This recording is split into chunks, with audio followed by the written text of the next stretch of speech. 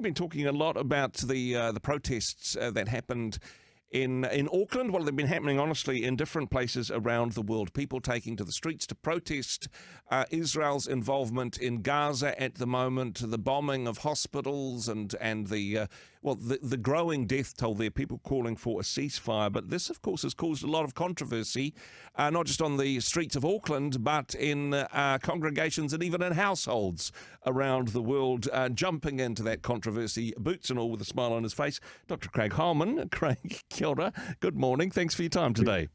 Kia ora, Andrew. Great to see you again, mate. Now, these things, as I say, happening in New Zealand, happening in Australia, different parts of the world as well, I imagine? Yeah, it's happening just about everywhere, isn't it? It's massive. I think it was 300,000 people in London. I know there have been piles in Melbourne and Sydney, and some of it's getting quite ugly, actually. I mean, it started out ugly in Australia with the sort of "Gas the Jews" chant that happened outside the Opera House, and that was very early in the piece before it became fashionable to do this protesting on behalf of the Gazan civilians and the Palestinians more generally. And I think it's become one of these subjects now which is generating more heat than light.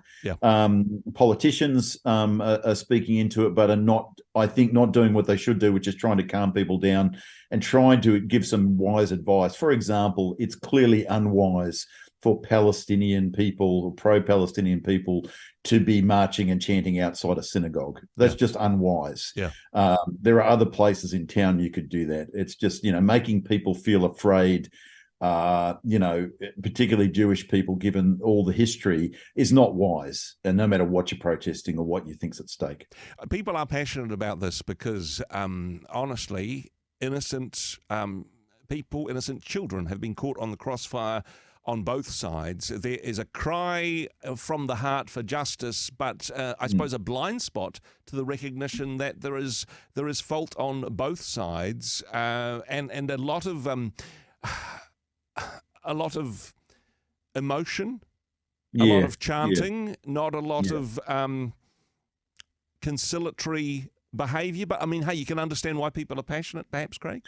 Well, there's been a lot of death now on both sides. Obviously, the Israelis were, quite within their rights to be, shocked, horrified, and angered by what happened on October 7th. Clearly, though, in terms of trying to sort out Hamas, the problem on the other side now is you just continue to create a generation or generations of people who will end up hating the state of Israel and will want them eradicated. So for every Hamas terrorist they take out today, there's another two generations coming behind. These are little kids who are watching their city being bombed or their parents being killed or whatever.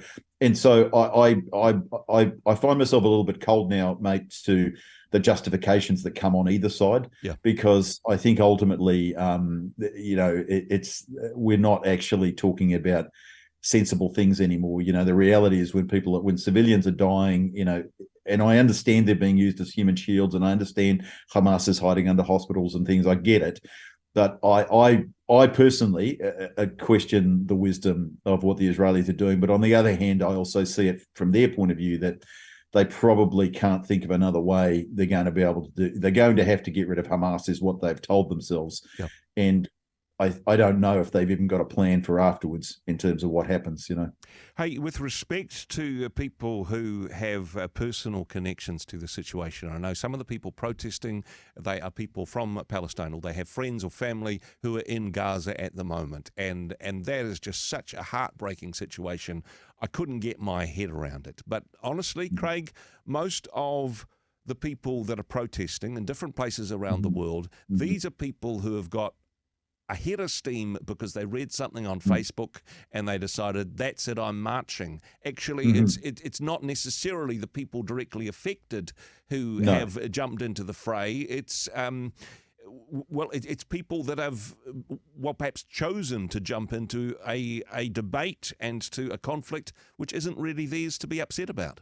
I think you're right, man. And I think there's also the political opportunists out there who hate the West anyway and see this as a way to sort of stir up trouble and cool. I mean, there's already enough self-loathing in the West anyway. So part of what I would say about some of the marching that's going on is that we found ourselves in a position in the Western world where we can't even say anything about it. For example, the march that went on in the UK on Armistice Day, where, people were quite rightly, I think, asking the protesters, before Armistice Day, hey, how about you give us a break on that day so that we can celebrate our war dead? Now, to me, that seems like if all you're doing is protesting, you can protest on another day. Yeah. It doesn't have to be Armistice Day.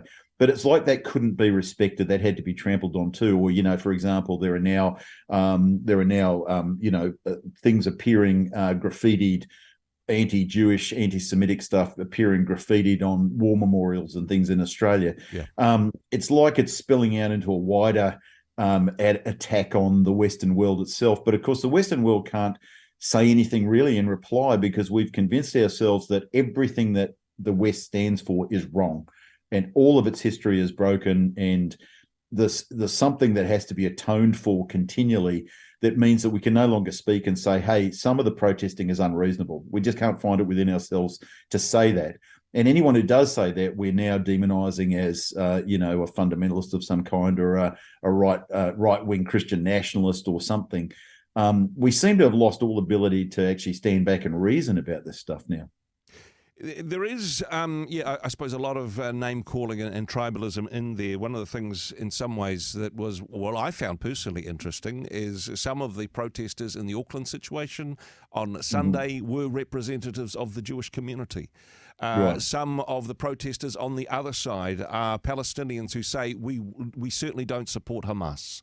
So it is sort of more complicated than saying, well, hey, these are the good guys, these are the bad guys, and even some nuance in the protests. It's not necessarily this group against that group. Of course, the complication, Craig, is there are Christians on both sides of this debate, both with strong reasons for what they believe. And it's very hard, even a church like ours, it's very hard to even raise the issue to pray about, because if anyone perceives that you're taking any particular stance, I've got some very strong pro-Jewish people, probably would be called, sort of Zionists by some, in the sense that they shift between what I think would be a general support of Christians for Jews toward a general blank check for the Israeli state. And I think those are two separate things. I think you can be pro-Jewish as a Christian and say they're our brothers and sisters in Jesus Christ. They're the flesh and blood of Jesus, and I think they're the elect of God. We can see all that and respect them and actually understand the history of it too. But the other side of it is that can very quickly then become the Israeli state can do no wrong. And the Israeli state is like every other state. Of course it can do wrong. Of course it can overstep bounds, and of course it can be unreasonable. So I don't think we want to go there as Christians. On the other hand, you've got your strong pro-Palestinian people, maybe who visited the land, and actually now very much of a view that Israel is at fault. And so anytime you raise it in the church, you'll get either of those two reactions, and you can just create more drama. You're either an anti-Semite or a Zionist, and it's this name-calling and othering of other people, which is the problem in Israel, and it's the problem in the protests that we have in different parts of the world. Yeah, and I think, look, I think there's a lot of people in Israel would love peace. I really do. I don't think Israel wants to be at war with the Palestinians. But unfortunately, there is a segment, I think, within the Palestinian community represented by Hamas who really do believe from the river to the sea, that Israel must be gotten rid of. And unless every Jew is exterminated on the land, that it can't be what they want it to be. And there is no future for that region other than a two-state solution, right? There is no other way. They are going to have to come to grips with the necessity to live at peace with one another. They are, because they're not going to, neither party is going to be able to obliterate the other, nor should they. Mutually assured destruction, or, hey, if the alternative is genocide, then let's look at option one, no matter how tricky or even impossible it might seem, right? Yeah, totally.